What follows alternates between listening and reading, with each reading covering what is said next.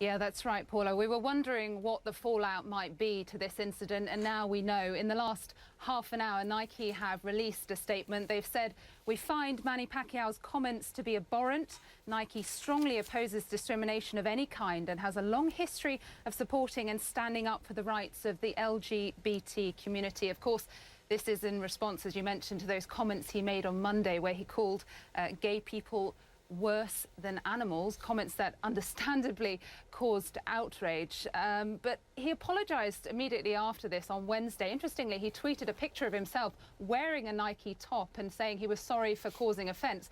But of course, by then the damage had been done. Now, Pacquiao has been an ambassador for Nike since 2006. But honestly, Paula, I think this was a pretty easy decision for Nike to make. Not only are these controversial statements, controversial circumstances, but Pacquiao is due to compete in his last fight in April of this year, after which his career will be over. So you can kind of see why they've made this decision. Yeah, and definitely at that point, when you see someone saying those kind of controversial remarks, in terms of him being a sporting legend, it would kind of tarnish it a bit.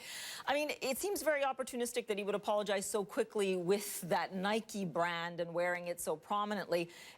Is this really going to hurt him and his brand going forward?